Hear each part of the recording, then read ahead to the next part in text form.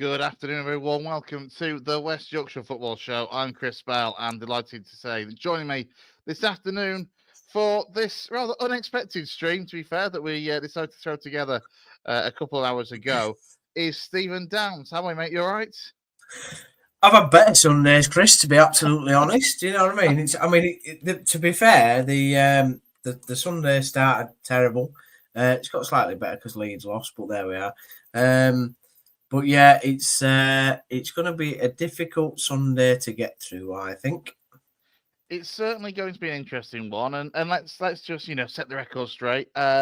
You woke up at 10:30 with a stonking hangover after many pints last night to the news that Michael Duff has been relieved of his duties at Huddersfield Town. Now, this has been something that has obviously been rumbling amongst the Town fan base for some time. It's obviously a topic that you and yourself and Kane have talked about on recent Town Talk shows that we've done here on the channel for, what feels like weeks and weeks and weeks, to be honest. Yeah. So I guess the initial question is, regardless of your kind of angle on it right now, are you surprised that it's come to this? Well, your opening gambit, there was only one thing factually wrong with that, and it was I didn't have an hangover, which was a positive. But anyway, I did have 17 beers. Yeah, it's. I'm not surprised because of the. So I'm not surprised because we dropped out of the playoff with the result yesterday, which was a 1-0 defeat to Bristol Rovers. And the reaction after the game towards the players and Duff, but a lot of it was towards Duff as well, which it's been the same reaction for the last couple of games, to be honest.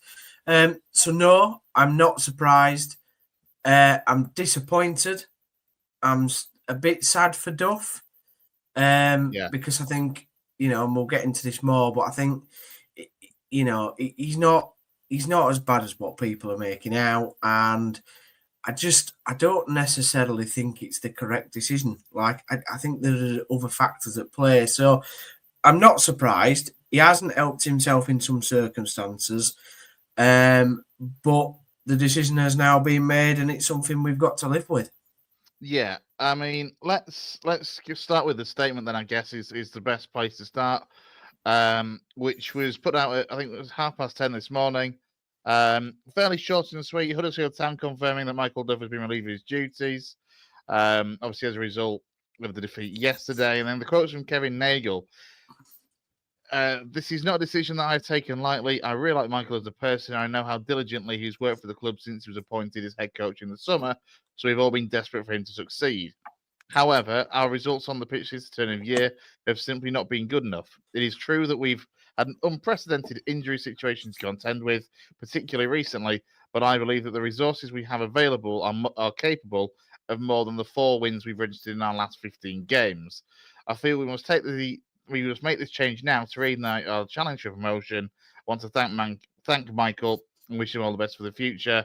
And then he goes on to say that Jonathan Worthington will be taking charge for the rest of the season.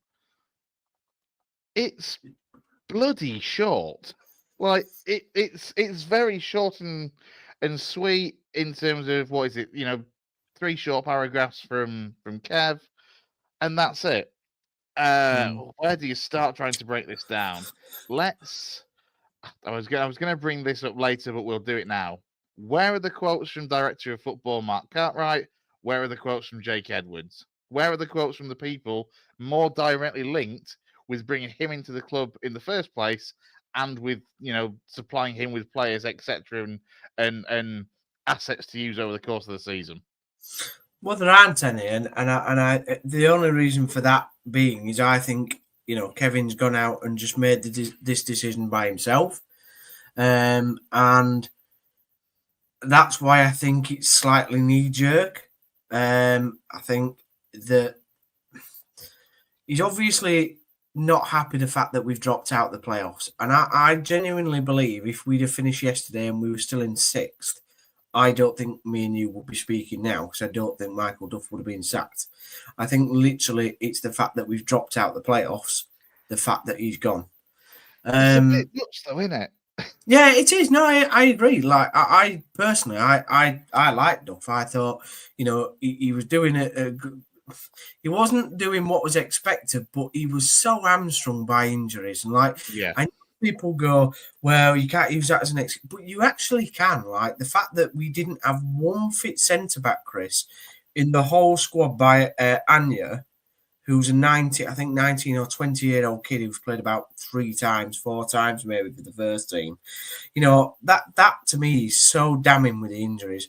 Lomvik, who was on loan from Wolves, is now out for the rest of the season. So we don't have one fit senior centre back at the club. That to me is so damning. It's unreal. The fact that we're going for promotion. Now, I think, like the other week, we played Wrexham, we lost. It was a better performance. Me and Kane did a podcast afterwards. I thought we did slightly better. You know, they scored an iffy goal. They've apologised of the FA.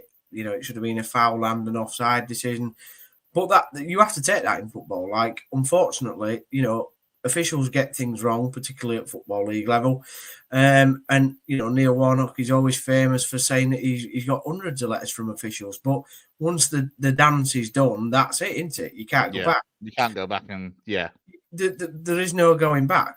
So, but I thought it was a better performance. Now, yesterday, for the first 20 minutes, I obviously wasn't in Bristol, but I have, you know, read comments, seen the highlights, and understand kind of what went on.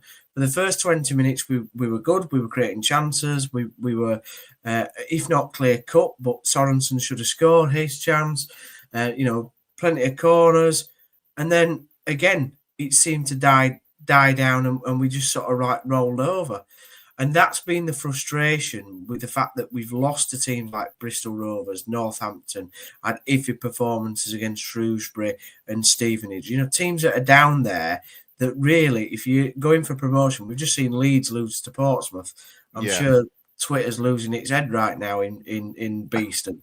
But no that's a similar sort of thing. You know, they would have expected to beat them sides at the bottom of the table, fighting relegation if you want to get promoted, and that's the same for us. Bristol Rovers, were just outside the playoffs. The reason I think it's harsh is because there are bigger problems than Michael Duff. Duff's not helped himself. He's stubborn. He plays this formation, which we know Kane from the Town Talk shows doesn't like. But I go back to it. He's been hamstrung by the injuries, and that to me is a massive factor. Now, whether the training's caused the injuries and the system that Duff plays, that's something that needs to be investigated.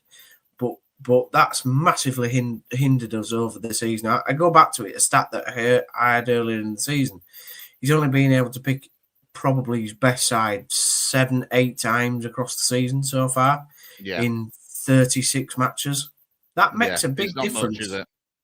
Well, Phil Parkinson could pick he can pick his regular solid sort of side every week, you know. Yeah. For those watching, do get in touch with us. You can get your comments in across YouTube and on X. Also, head over to our X page. That's at W Yorks Football to vote on our poll, which is simply, is relieving Duffy's duties the right decision? I took a screenshot of it just before we came on air, and that was the current vote after, 60-odd votes. And as you can see, Steve, extremely close then. I've just refreshed it again, and it's even tighter still since we've come on air. So do get your comments on as well. We'll go through a couple of them now. Obviously, Blue Terrier says, Johnny to the news that Johnny Worthington is taking over as interim coach. Keo says it's a shame that it didn't work out for him. It'd be interesting to see if Jonathan Worthington can get a tune out of the players. That's from Tim in Ipswich. Mark Harrison, a little bit tongue-in-cheek, says, get Skubala in. I mean, I'll be honest, you might not want him at the moment, because I think Skubala for Lincoln is on an even worse run. I think he's on about 5 wins in 23 now, but we're not a sacking club, so Mark does follow that up, to be fair, by saying he feels for Duff a short-term panic decision and the wrong man being blamed. Terrier 930 says, hopefully, fingers crossed, Cartwright won't be far behind Duff out the door. Otherwise, he thinks it's a pointless sacking. Another one which says, I don't know what the manager can do with all the injuries have. Paul says, Nagel, well, he's putting it at Kev's door. He says he hasn't got the balls to sack the culprit in Cartwright. Patronising and stubborn, he's taken Huddersfield Town backwards 20 odd years in the space of 2. And John, the ever cheerful Birmingham City fan, you're welcome for the 3 points yesterday, John. Says, afternoon, guys. From the outside, not surprised how the injuries would appear to be a big issue. Let's look at the results as well then over the course of, well, I've gone from since the start of December, Steve, because you can see at the start of December, that run really until actually kind of the turn of the year, it's in a weird order. I apologise. It's the way that Transfermarkt orders them for some reason. So with some January fixtures a little bit mixed up. But on the whole, the bottom results are the ones that are in order, and you can see that run of disappointing results to, I think I made it 2 wins in the last 10. Well, since the start of the year, it's just been horrific. And the home form, I mean, we haven't scored a goal at home. I mean, that to me is just pathetic. The fact that you can't score one single goal in your home stadium against some of the sides that we have played that you would expect to be getting results against, and that really has been Duff's downfall as well. He's not been able to get the lads going at home. Away, it's been slightly better, and it was better before Christmas. We go back to that run before Christmas where we gone 16 unbeaten, but you look at the performances within that section. There's a lot of draws in there. Just sorry to interrupt, Steve. Just to clarify, I've just worked out exactly what Transfermarkt has done here and why. For example, you'll see Tuesday, February the 25th on game week 24.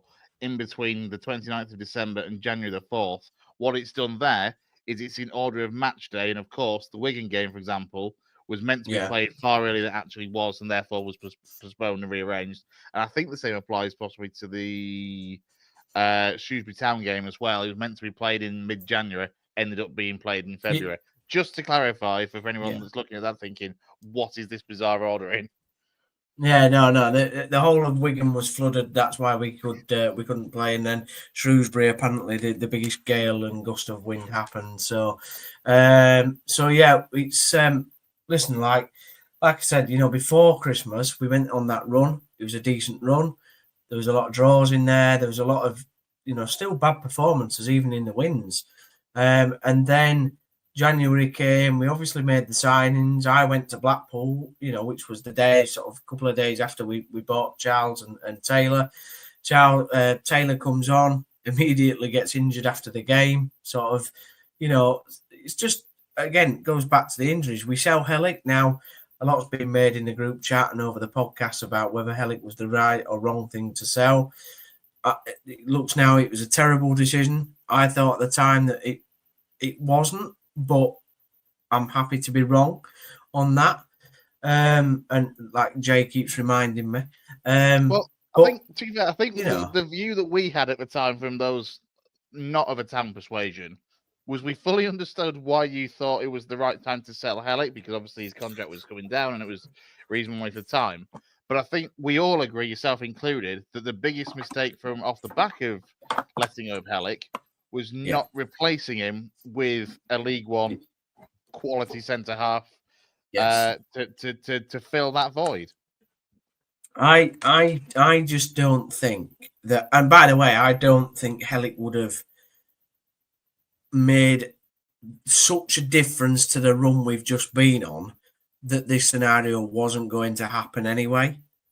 Do you know what I mean? With the injuries that we've had. He might have scored a goal at home for a set piece, and that could have been massive. It could have been. It could have been. And listen, we've got a Town Talk show tonight with Kane, Carl, and hopefully Lou's going to be on. But I think, the fact of the matter is, I do understand what Kane's saying about Duff's system. And listen, it's not been the best to watch. I agree. I don't think it's like being Fotheringham ball, but I don't think it's been. I understand why fans are frustrated by it, but he's not had his best team to pick from. So therefore, you're not going to get the best out of the formation that he's playing. He has tried other formations, and like against, not Peterborough, because we were terrible then. I think it was the game before Peterborough. He tried to do a 4-3-3, and it looked all right. And then suddenly against Peterborough, he went back to his 3-5-2, and we looked abysmal again. I just don't think it's the right decision, Chris. I don't think Duff is like if you went in percentage terms, right? The players have let Duff down that he has played, definitely. I think Mark Cartwright is a massive issue at the football club. Like we cannot go into another managerial appointment with him in charge. We can't. It's just to me, it's dumb. It doesn't make any sense at all. Like this is a guy that, and listen, I fully want to give people opportunities, and fully respect the fact that people have been, saying absolutely horrific things towards him in person, but also online. And that is just disgraceful and disgusting. It has no place in A, Huddersfield Town Football Club, but B, has no place in football generally. Unfortunately, it's just the way society works. But what I do think is that if you are not doing your job to a standard that is expected, then right questions have to be asked. It's quite clear to see over 5 transfer windows that he's had, bar the Taylor signing, which I think everybody kind of knew we were going to get across the line eventually, the signings he's made have been really, really poor, and the squad's not changed. I sat there in the summer and I said to you, this squad that's getting relegated back in April of last year needs a massive change around. It needs to be gotten rid of, and a fresh squad come in place. That's what Birmingham did. John, the Birmingham fan, will tell you that till the cows come home. We didn't do that. We had a lot of players on half decent contracts on 2-3 years that were in the second or third year, and so we kept hold of them. And unfortunately, it don't matter what Duff did, I still think that is a massive mentality problem within this group of players. Yeah. They can't turn it round. The squad is finished. People will go, well, there's only 7 left from the Corberan days or the whatever days. Yeah, but they've still been together for 4 seasons, and they've been a failing squad in that 4 seasons by that one miracle season that Carlos gave us. Yeah. They're all older now, aren't they? They're all in the 30s, over 30. It's time for a change, and this is going to happen this summer. I think a lot of the people out of contract will be gone in the summer, but I still think Duff should have been given the chance to change it. We've had 4 managers, Chris, permanent managers, by the way, in 18 months.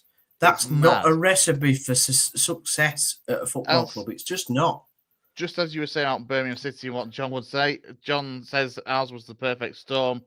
Birmingham were able to let 18 players go, but 90% of them were out of contract. And as you say, this is the issue that Town had in the summer, is that there weren't a dozen players that were out of contract and 6 that you could have moved on. For example, in Huddersfield's case, there was players that were just quite happy to stay there.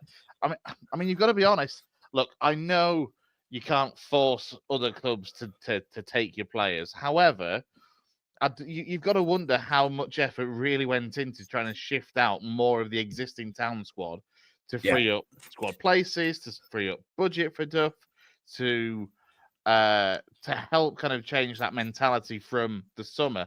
And don't get me wrong, Duff seemed to do quite a good job of changing that mentality, because, of course, there was that really good unbeaten run before the turn of the year as well. But it obviously the results haven't followed, the injuries haven't happened. Look, I was very tongue-in-cheek with you in January when we were talking about, obviously, Taylor coming in, and I jokingly said to you, oh, he'll be injured within a couple of weeks. It's not my fault. I didn't know it was going to happen, Steve. The mentality thing is a massive thing at Town, I think, because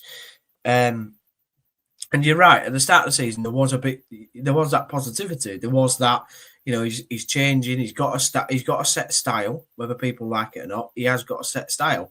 The previous 3 managers, Brighton Writer, he didn't have a set style at all, really, and we didn't get to see that because of how much doom and gloom there was for long either. Darren Moore did play a 5-3-2, but it was horrific. Genuinely, the players didn't know what they were doing. And Warnock does have a set style, but it's not really it's not in a particular mould, you would say. I think that's, Warnock's style is just go out there, give your best, and we'll try and, nullify the opposition and then make the best of what we've got. So I wouldn't call it it's not a set style, as it were. Duff has that, and it's worked at Barnsley and Cheltenham. Didn't work at Swansea for obvious reasons, and I were happy to forgive him for that. And I thought, when we brought him in, he was the perfect sort of mould for the football club because of what he'd done at Barnsley, and we're very similar to Barnsley as a football club. There's just bigger problems than the manager, and I'm getting a bit sick of sacking manager. The problem for me now, Chris, is right. We got relegated, so we said, right, we'll appoint basically the guy that lost in the playoffs in Barnsley. And so he was kind of the best of the rest managers that we could have got to try and get us up. Where do we go now? Who do we appoint? Worthy's got it for 10 games. I don't think Worthy will want the job permanently because of what he's seen happen to his mate Schofield a couple of managers ago. And I don't want that to happen to him like what happened to Schofield. There was that bitterness at the end, unfortunately, and that was a shame because he was a Town sort of legend in that 2004 side as well, and I don't want that to happen to Worthy, who's been at the club a long time. So I'd rather, firstly, what they need to do is they need to go, right, thanks very much, Mr. Cartwright, but you've not succeeded in what we've said to you. We need to change now. And the first thing that they need to do is put a proper director of football in place and go, right, you've got 10 weeks now to put a proper plan in place, start talking to managers and start looking at players, because but they won't do it. They haven't got a plan. How telling do you think it is that Mark Cartwright has no say on the statement, has kind of even the follow-up statement that's come out from Johnny Worthington, there's still nothing, which we'll come on to. There's nothing from Cartwright. Do we think I mean, look, I might be getting Town fans' hopes up here, given the general consensus amongst the Town fan base. But do we think the silence is deafening, and that actually Kev might have had enough of the Cartwright involvement, the Cartwright appointments? What I will say as well, I want to stress in Kev's statement that this is not a decision that I have taken lightly. I really like Michael as a person. I feel we must make this change now. It's very much on Kev. It's not we as a club. It's not we as Kev, Mark Cartwright, Jake Edwards, etc. It's very much all on Kev is this statement. Yeah. But because of that, and look, I'll say I might be reading too much into this as a neutral, but does it perhaps suggest that actually Cartwright didn't have an input in this, and actually Kev's got that cheesed off with the way that Cartwright's done things in his tenure, that he might also not be here beyond the summer?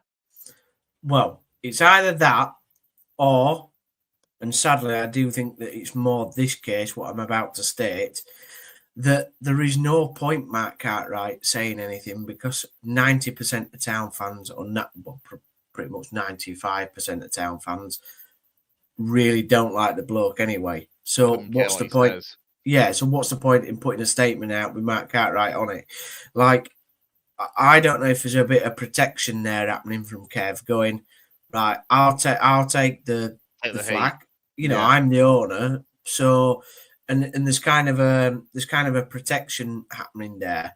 I mean, supposedly, and we can't verify this because I wasn't sat in the part of the stadium where it happened, and you don't know, but you won't know this unless you've gone deep into the bowels of Down at the Mat to have a look. But there were, a couple of games ago, there was a supporter that shouted something to Cartwright, and Cartwright apparently shouted back something, and it blew up on social media. Apparently, the two had a phone conversation, and things were said. And then it all got smoothed over. Now, obviously, a lot of people jumped on the back of that and said, there was a point there that, you can't be doing that in public, which you can't if that happened. But I just think that I feel on a human level, I feel sorry for the bloke because you've got 20,000 people that literally hate your guts. Like I absolutely do. Yeah. On a human level, That's what it it's boils not. down to. Yeah. It's not nice to see, but end of the day, football is a business. We pay our money to support the business, so therefore, we are allowed to ask right questions. Now, interestingly enough, we are getting to there's 10 games left, 11 games left of the season, I think, and season ticket renewals will be coming up very shortly. Yeah. And I don't know if that plays a part of it, Chris, either, to be honest, because it's very strategic to do it now when you're possibly about to put season tickets out in the next 2-3 weeks, maybe, and kind of right. Well, we've got rid of Duff, we've got Worthy in. He's going to maybe create some good feel factor. The players are going to be on side. They're going to be up for games, town legend roaring, even though there's not much of a plan, there might be a good feel factor bounce just before they announce season tickets. That might be part of it. I mean, you shouldn't run a business like that, but it's an interesting point though, because again, I did have a look down at the Mac earlier on, and on the Duff sack thread, there was comments that were. I remember seeing one comment that was along the lines of, "Oh, now he's gone. That means I have to start attending games again. I wasn't going to buy a new season ticket if Duff would have stayed," sort of thing. So there are those out there that certainly weren't behind Duff. I'm just going to go through a few more of the comments. Jed, so a couple. He says, "Morning, boys from Bondi." It's all right for some. He said, "Let's be honest, this is a results-driven business. Couldn't buy a goal after spending £3 million plus in January. What a bloody circus this has turned into." Michael Bottom, he says, "Not all Duff's fault. A lot of injuries, bad recruitment of injury-prone players by Cartwright. Cartwright should be the next out of the door." John, the Birmingham fan, he's also said that, as I said, his was the perfect story going their recruitment. There's another comment from John as well. He says, "I think the biggest difference between the two of us was that Birmingham tried to build for the championship, and he feels that Huddersfield, in terms of the management and the recruitment, was more on League One. And to be fair, they did gamble with Chris Davis as manager, and actually, we doubted it in the pre-season. That Chris Davis appointment has turned out pretty well." Michael Bottomley also says some of the coaching staff in Russell and Martin Patterson should go as well. And the final one as well up to now is another one from Jed. He said, "Massive reset and throw the dice, putting all our faith in winning this massive decision by Nagel." In terms of going forward then, and of course, as we said, it's Jonathan Worthington to take over. We'll see what he's had to say first before we go on to the remaining fixtures for the season. So this was put out just before 2:30, 2:15, something along those lines. The quotes from Jonathan Worthington: "Huddersfield Town is my club, and I'm honoured to be coaching the first team between now and the end of the season. We have 10 important matches to come with plenty of points remaining to play for, and every possibility still open to us. As it is, each day my full focus and energy will be spent doing whatever I possibly can to help our club be the best version of itself. In that time, my goal is to repay the faith and trust that Kevin Nagel, Jake Edwards, and Mark Cartwright," they did get a mention, do they? "Have shown in me, and give town supporters pride in their team and club. See you all at the John Smith Stadium on Saturday afternoon." Now, that Saturday afternoon, of course, brings Crawley Town to the John Smith Stadium. So these are the remaining fixtures between now and the end of the season. It's a proper mixed bag. Yeah. Because, you've got, for example, obviously Crawley Town at home is in there, who are 22nd currently. As things stand, even though it's a little way off, you've got obviously Burton and Cambridge, who are bottom four currently as well. But then you've also got Wickham at home, Charlton away, and then right towards the crunch stage, in fact, that'll be Easter Monday as well, Stockport County away, who are going well in the playoff places. That is a proper mixed bag of opposition for Jonathan Worthington to try and navigate. In terms of expectations, where do you think the Town fan base expectations are between now and the end of the season? Because, well, I've seen quite a wide variance now. I've seen some Town fans that are like, "Yeah, Johnny Worthington can do it. We can still we'll make the playoffs," sort of thing, and other Town fans that are like, "You know what? Almost like this is a bit of a what will be will be. If we don't make the playoffs, it's now all about looking at next season. So I appreciate it's a wide spectrum, Steve, but where do you think the general consensus lies now? I'm just going to put those fixtures back up as well. To answer your question directly, but personally, I think we've decided to. I don't know, like write the season off in a sense, like, and what will be, because Worthy will get stuff out of the players, whichever players he can get something out that are not injured. But like I said, with the fixtures, like even on the last day, we play Leyton Orient at home. I mean, if we didn't, and they could be gunning for the playoffs themselves. Well, that's what I'm saying. If we don't get in the playoffs at the expense of like Leyton Orient or Stockport, but Leyton Orient we play on the last day, that could turn into a bit of a nasty atmosphere on the last day. I'm not going to lie. It's not good. But like you have got, in there you've got Burton, you've got Exeter, Mansfield out as strong. Obviously, we've got Lincoln in there. I mean, that could be D-Day for your boss. And like I said, Wickham. I mean, Crawley. I'm expecting us to come out against Crawley and probably smash them to bits, because Worthy will have the players up. He'll have them roaring, ready to go. He'll be like, right, get out in front of the home fans that I love. Like I said, it's his football club. I mean, he's got to say about Cartwright and Edwards, because he's kind of like, he's being put in charge, and it is an honour, but he's got to go by his paymasters, hasn't he, really? He can't come out and say, oh, yeah, I think Mark should be sacked as well, I mean, that would... I'd win him a lot of the fan base over more so than they already are. Yeah, I mean, can you imagine if your standing coach went, yeah, well, actually, I think director of football needs to go as well. I think that would be a Cellino-style unbelievable moment, that for Huddersfield Town. But I say now, and it'll be interesting to see what the lads say tonight, so please do tune into the 8 p.m. show if you get a chance, even Jed in Bondi.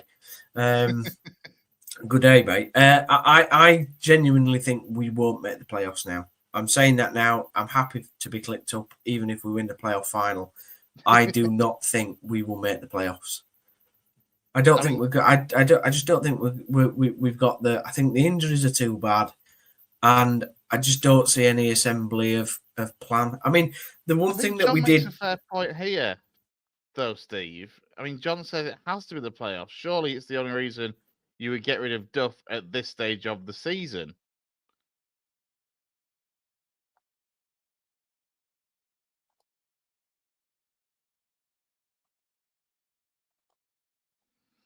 Oh, have we lost Steve for a moment?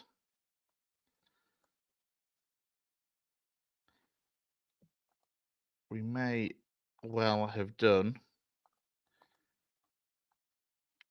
Don't forget, you can head on over to our X page as well to vote on our poll. Is relieving Duffy's duties the right decision? Just a reminder, this was the state of play from before we came on at 2:30. As you can see, very, very close in the vote there. And just refreshing it now, it's still extremely tight as well in that case. We will see if we can get Steve back. Are you there, Steve?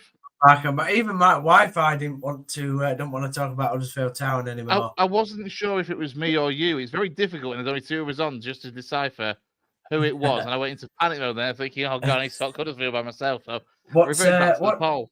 What was John saying? Sorry, you said John made a good comment. Yes, let me find John's comment. So John basically said, again, from his perspective, looking from the outside in, he says, it has to be the playoffs. It's the only reason you would get rid of Duff at this point of the season.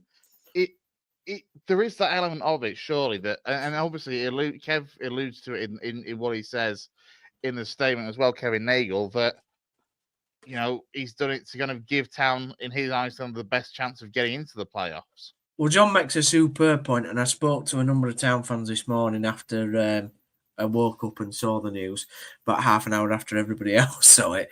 But I did ring at one or two people, and kind of they did make that point, like how insanely unreal would it be to sack your head coach and then not make the playoffs? that I mean, is nothing's guaranteed in football, but you're well, right. But that doesn't make sense, it's does the it, Chris? reason, isn't it? That, and as I'll say, as Kevin Nail alludes to, he has the he believes that what is there should make the playoffs come the end of the season. I don't think it. The injuries are too bad. We haven't got a senior centre back. Like John, if you want to come and play for us, John, you're more than welcome. Like you probably get a game. I mean, look at the other sides that are up there, Chris. Look at the other sides and look at the runs that are on. Leighton Orient. There we go. I was prepared for this. Leighton Orient, good prep, by the way. Leighton Orient are in bad form at the moment, but they have had a very good season compared to what they are. Reading have dropped, although they are on a half decent run now. Yes, it's an unbeaten run. Bolton, since they've sacked Everett, have been unreal under Schumacher. I mean, to be honest, I think if we'd sacked Duff 3 months ago, we should have gone for Schumacher, but we haven't. Not that I wanted Duff to be sacked anyway. Stockport, they've risen again they kind of had a down period throughout Christmas and then have risen. And then Wrexham, Wickham and Brum have been the top three for the majority of the season. But it's just mental, the fact that we were 2 points off. I think 2 points off Wickham at some stage. And then we're in this position now. I mean, I remember talking on, I think it was the Deadline Day stream, and at that stage, you were maybe 4-6 points, something like that, off the top two. Yeah. But had a game or two in hand, and at the time, I remember you being particularly confident, to be fair, that you would be able to make that top two, and obviously the results have taken that turn since. Right, let's start towards kind of wrapping up slightly, but let's start then with, obviously, Jonathan Worthington to the end of the season.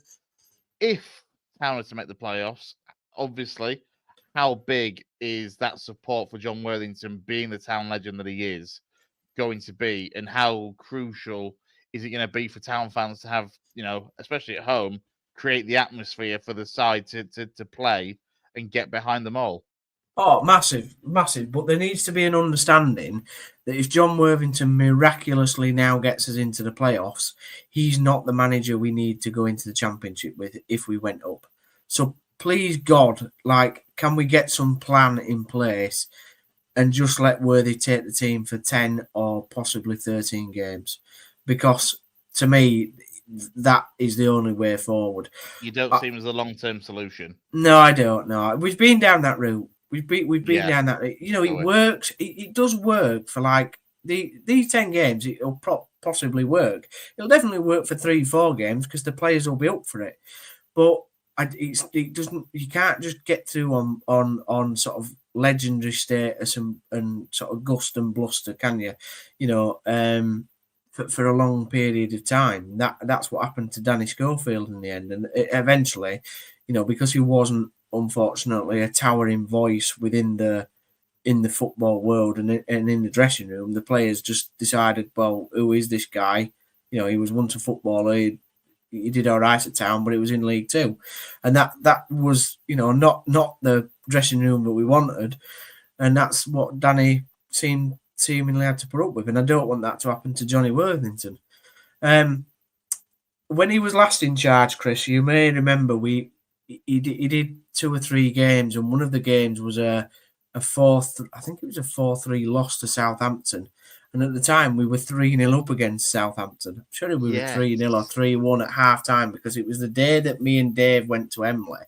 And I said to Dave, this could be, a great day for me and Dave at Emley, but a shocking day for me supporting Town. And Halifax actually won that game that day, and Dave was ecstatic. And I couldn't believe it when Dave said that we were 3-0 up at half time. And then by the end of the game, he said, Saints have won 4-3. I was like, are you joking? So it's going to be very blood and thunder football under Worthy. It'll be a lot, but there won't be many passing moves and, that sort of thing, intricate play. We've got to get behind him. We ain't got any choice. Town fans will get behind him because of who he is. And there will be maybe a better atmosphere now on on Saturday. But I tell you what, we can't let some of these players sack another manager. It's just pathetic. They've got to grow some now. Long term, where do you see Town going from here? I mean, I'm just trying to look at not going up, Chris. Well, in terms of the managerial appointment, because for example, say you get your 10 games out of the way under Worthington, I don't know, you win 4, draw 3, lose 3, or whatever, and end up just missing out on the playoffs by 3 or 4 points or something. Yeah. In terms of the appointment for next season, anybody, is there anybody that comes to mind that you could envisage as a realistic target that you would like, that comes to mind as something you want? I mean, I've just been trying to have a look at kind of who's there's no betting odds. Yeah, I had noticed there's no the betting odds. They'll be out before long, I'm sure, but there's no odds just yet. But in terms of some of the managers that are out of work at the moment, obviously Rob Edwards, who took Luton up but was relieved of his duties recently, is available. I know you're not a massive fan of him, but when it comes to getting sides out of League One, Paul Warne is available. I don't Ian Everett's done a reasonable job with Bolton, no, but to a point. No, we don't want him. He's a knobhead. We don't want him. Paul Warne is like the obvious choice, but his football's so dire. Like people moaned about Duff. Like, get ready for Paul Warne football, because I know it works and he can get teams out of League One. Don't get me wrong, but he can't get teams moving. He's a bit like, do you know what he's like? He's like Mark Robbins. So Mark Robbins is the championship version of what Paul Warne is. Robbins can really get a side going to a certain point, but then he hits a ceiling and he just can't get them over that next step. And that's what Paul Warne is. He can't get sides to a comfortable position within the championship. Rob Edwards, I'd love. I don't think it's realistic. I mean, he might be the sort of chap that'd be happy to step down to League One. I can't see it. Who was the other guy that was in? There is another one that's available. David Wagner's out of work. Yeah, and I've not seen, but I would not be staggered if somewhere down at the Mac at the moment there isn't a thread about David Wagner suddenly catching fire. There already has been for the last couple of weeks, to be honest. Like, I'd love David to come back because I just feel like he'd bring the fun factor back. Do you think it'd work, or would it just be that nostalgia that is mainly what brings you back? It'd be the nostalgia, but I actually think with a fully fit squad in League One, I think we'd do quite well. But you don't want to ruin the memories of what was. Yeah, that's the other thing. You know, Chris Houghton, I mean, he's not managed for years, but I think he might be an option. I think if I'm right in thinking, he was last managing Ghana. Yeah. Who was it? Who was the other? There's another one that's come to mind that I've just seen on a list here, who took Oxford United up last season. 40-year-old Des Buckingham. Yeah, I don't know a lot. I don't know a lot about him, to be fair. Who was the other one that was in charge of? Was it Preston or Bolton? Once Schumacher, Preston, Ryan Lowe. Yeah, Ryan Lowe. I mean, he's out of work still. You know, he might. I can see somebody like him because he's managed. Well, apart from Plymouth, I think he's normally managed Northern clubs, hasn't he? So yeah, he was at Bury and then he was at Preston. Again, don't say Wayne Rooney. I mean, I was not going to do such a thing. I know, but just the American connection, would the meltdown would be amazing. Just looking at who else, I'm trying to think of who else has gone this season in terms of jobs elsewhere. Michael Appleton obviously was at Charlton. He's got enough experience as a coach. To be fair, did bloody well with Lincoln to get us to a playoff final. One of the other, I mean, look, it's not going to happen. I think he's a bit low brow, to be fair, and that's no disrespect meant.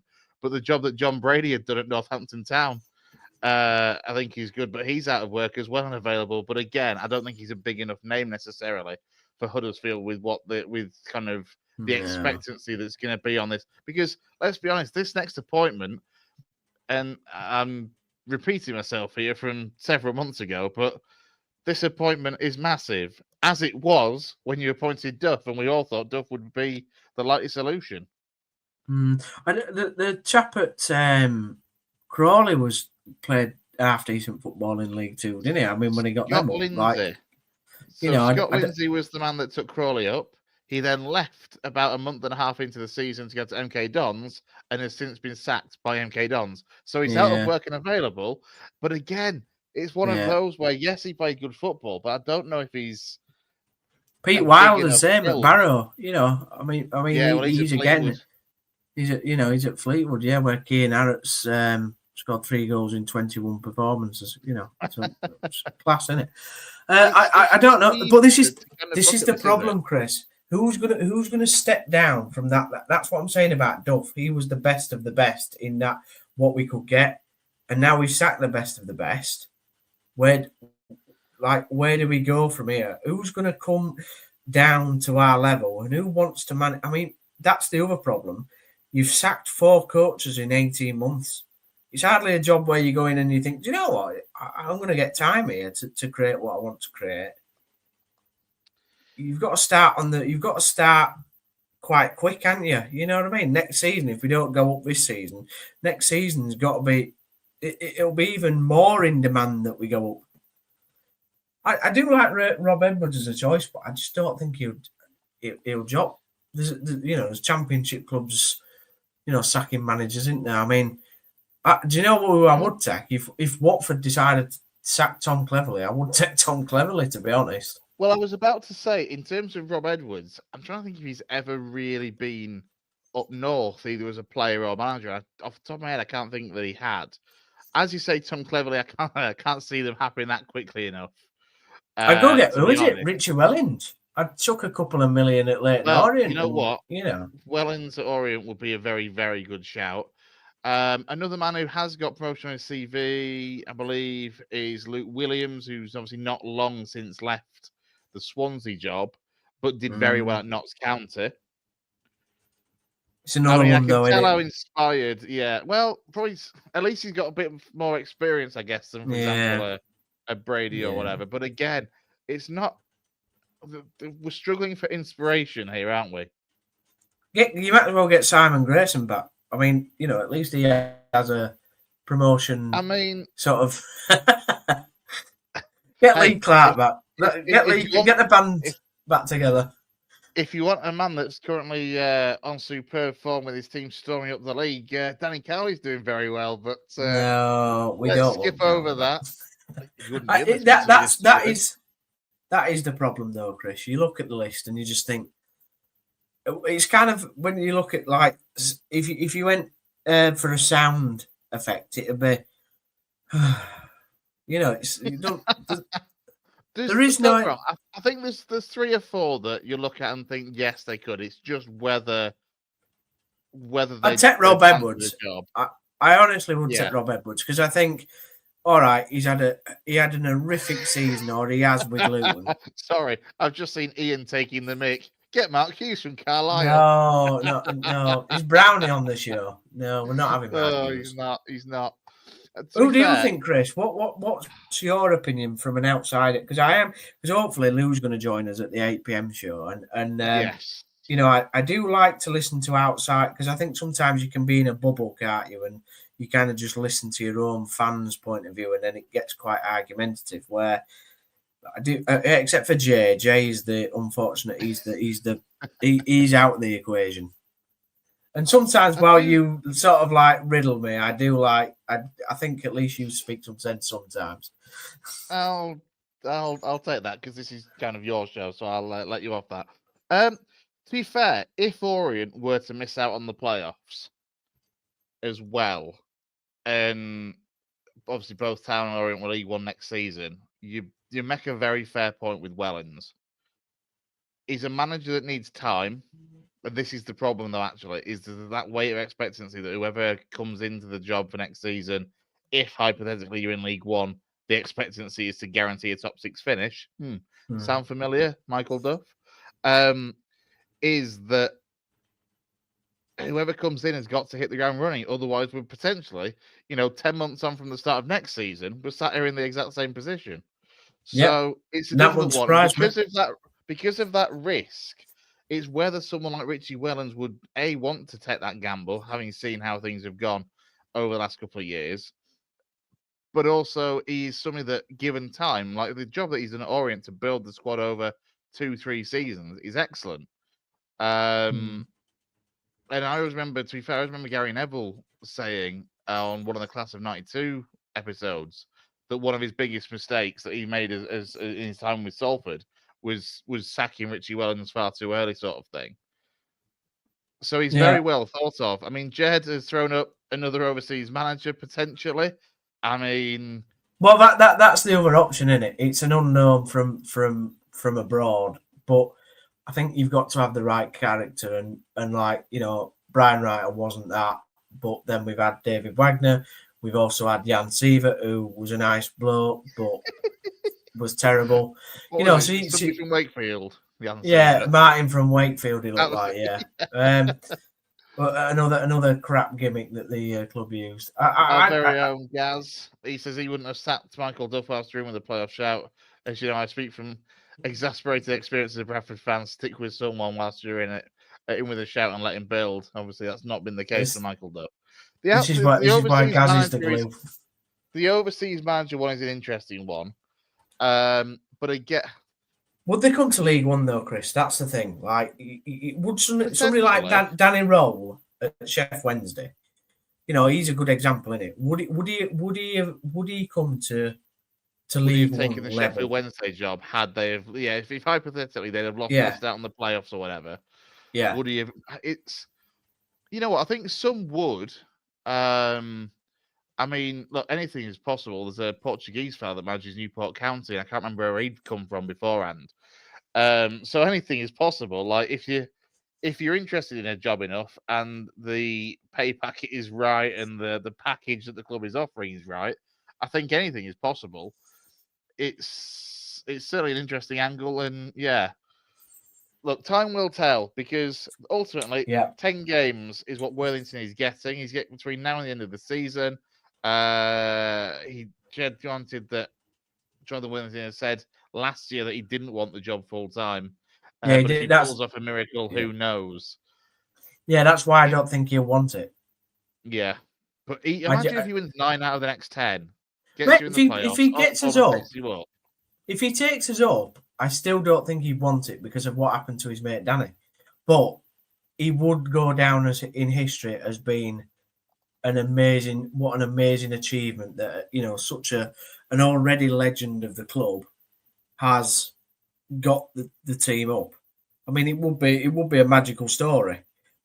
And I hope that happens. I think though there's two problems with us going up. One, we haven't got a plan seemingly to who we want to replace Duff with. Two, Mark Cartwright's still in his position, which 95% of fans don't want. Three, if this squad goes up as it is, we are finishing bottom of the championship on about 2 points. Yeah, I can't argue with that bit at the moment. The squad needs a lot of work, you know, to be ready for the championship. Finally, last comment that we'll go for is Gaz again. Obviously, Wellington's now managing higher than he's ever managed before.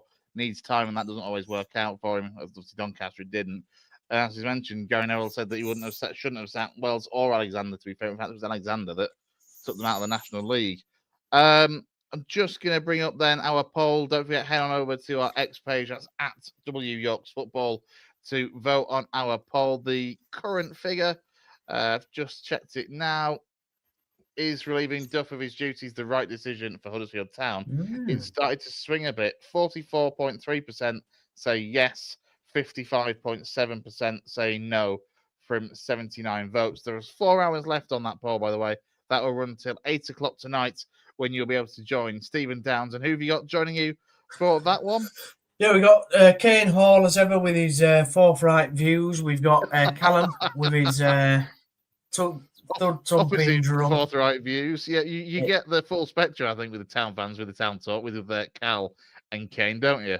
Yeah. We've got the thud thumping drum with Cal, who literally tells everybody to sod off with his V's, and then you've got Kane in the press box that has his forthright views. But hopefully, we're going to have Mr. Lewis Sale join us tonight, which will be good. I might turn up myself, Steve. You can't stop me. If you want to turn up, mate, and talk another hour of town, that's you can do that. By the way, the more the merrier. But yeah, it's going to be an interesting show. I think there might be a few arguments breaking out. But please do join us, everybody. The comments today have been absolutely fantastic this afternoon. Without get worn up back here. I'm surprised that nobody mentioned that earlier. Actually, surely, because it's not happening. Like I know he's sort of mentioned it, but maybe hopefully it's a joke. Is he not director of football or something at Torquay United now? Yeah. It's not happening. But yeah, please join us at 8 p.m. Looking forward to it, Chris. And see fireworks on the 8 o'clock show. Townsy and Jay. Luckily, Jay's not going to be with him tonight. Yeah, Jay's not. Cal instead. Yeah, but we mentioned Jay. Tomorrow night we will be back. Yeah. With our Monday night show as well, in which hopefully Downsy will be here, and Lou and Gaz and Jay as well, and hopefully Brownie too for that one. But yes, we'll wrap it up at that then, just shy of an hour. Come back on though for 8 o'clock for Town Talk with Stephen Downs, with Cal, with Kane, with Lou. See if I'm free. I might be washing my hair. Not much. There's not much of it.